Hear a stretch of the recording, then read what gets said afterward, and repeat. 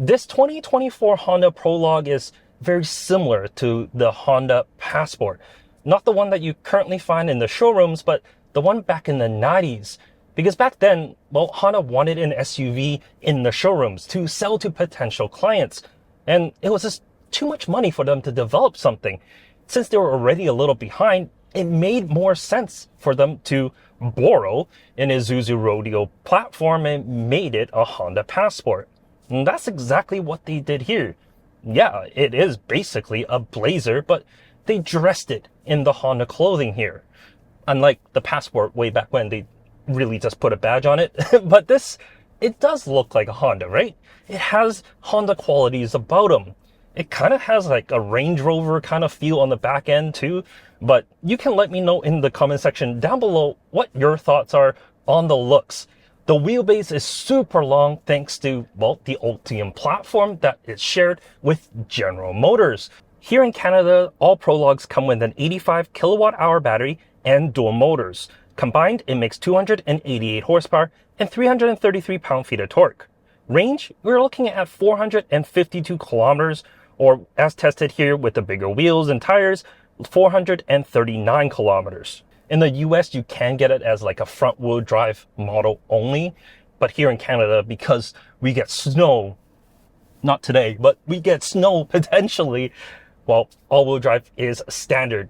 And it also makes it easier for checkboxes.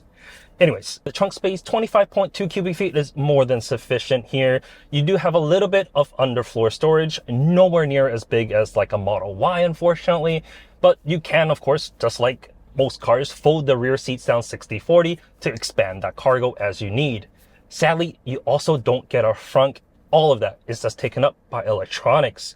As for the rear seats, very comfortable here. I'm 5'11", I got just enough headroom. If you're over like 6'3", 6'4", you're maybe not the most comfortable. However, the middle seat is actually a little bit lower. And because of that, you might be more comfortable there than the outside seats, which is very different than other manufacturers. The seats themselves are wide enough where you're able to actually fit 3 car seats across. I am a child passenger safety technician, and I installed these 3 car seats here just to show you exactly how well they fit. I have a flow in rear facing, a flow in forward facing in the middle, and then a Kleck Ling on the driver's side. All 3 are installed with the seatbelt method, but you still get 2 sets of lower anchors, and they're super easy to find just behind these covers. And then you got 3 upper anchors just behind the bench. As for the front seats, plenty comfortable. They're heated and cooled on this top of the line touring trim. I do like the colors on it. It reminds me of the Trail Sport that you can get on like the Passport and the Pilot. But sadly, that stitching doesn't expand to the rest of the interior. For example, while the steering wheel does have some nice stitching, it doesn't match that of the seats. Speaking of the steering wheel, it's, well, made by General Motors. And because of that, you do get buttons on the back. And you do have a regen button here, which I actually kind of like. If you're not using one pedal driving, that could actually help you quite a bit. Behind, you do have a full digital cluster, and it is variable depending on what you really want to see. Unfortunately, you can't like adjust each pod, but I think with just the different views that you got, it's enough for people to be, well, happy about. You do have also a really large heads-up display, and that shows you all sorts of information. And in the center display, while it is smaller than the Blazer EV, which shares the same platform as I said, it's still fine. It has all the things that you would need, including CarPlay and Android Auto. I've been using wireless CarPlay for the week, and it's been, well, seamless. It's really good system here.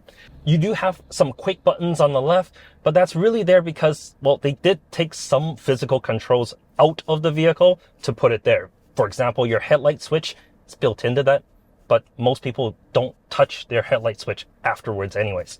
You set it on auto, and that's fine. No real need to complain about that. Same thing with the climate control. Nothing to complain about here.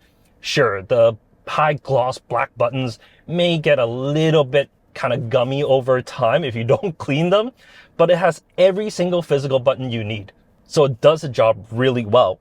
I mean, the overall cabin, it's fine. It's kind of like, well, the Civic where everything is just fine. There's nothing that really stands out about the interior other than this hunk of plastic right in the center.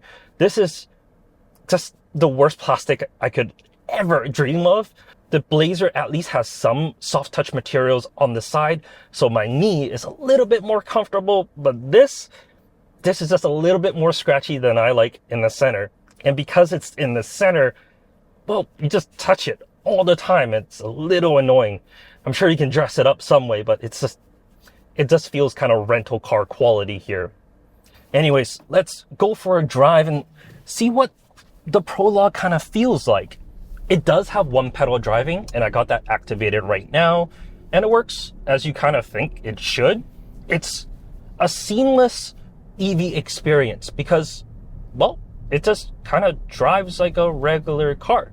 There's nothing too special about it, which is great, but there's also nothing too special about it, which makes it kind of harder to recommend because nothing about it really stands out. It's absolutely fine as a car. There's nothing really wrong with it. The ride is quite soft and it's quite hushed. You don't hear a lot of exterior noises. The road noise, the tire noise, all that is kept to a minimum, and it's quite a nice experience. Unless, well, you're in city traffic where you're driving constantly under about 35 kilometers per hour, because then you're just gonna hear this.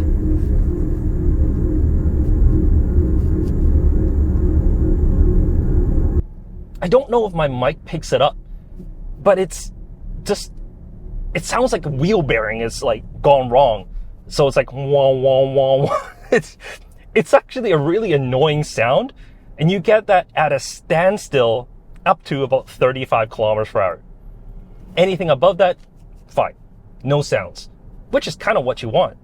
But it's kind of weird how it just makes, well, sort of an annoying sound underneath that speed. As for the, well, adaptive cruise, that works great. On the highway, I was able to keep a distance in front of the vehicle and all that. No problems there. But it doesn't have lane centering. It only has lane departure assist. So when you're close to the edge, it kind of pings you back to the other side and then pongs you the other way. So you do have to be basically full hands-on, which you should be anyways. But unlike the Blazer EV, where you can get Super Cruise, you can't get it here on the Prologue. So that's something the Blazer does have. And it kind of feels like, well, the Blazer has a few more features in this other than the CarPlay. That's one big thing that a lot of people are looking for. And if you're comparing side by side, well, it's hard to see exactly why you'll go for a Prologue over the Blazer EV. That being said, I do kind of feel like the Blazer is like the 10th gen of Honda Civic, whereas this is the 11th gen. Not because it's more refined or anything like that. It's just more mature. Of course, completely varies depending on the client, right? But it may be a little bit much, where the Prologue here is very subdued. So it kind of just fits everyone. As equipped here is essentially 70,000 Canadian. The base trim, it comes in at 63,000, which is, yeah, it's higher than like Ioniq 5 and a dual motor Tesla Model Y. So if you're just looking at price, the Prologue doesn't really make a lot of sense. But that's exactly what the Passport was. The Passport was a little overpriced, and people still bought them because it had the Honda badge. And I think, well, people are still going to buy the Prologue because of that badge.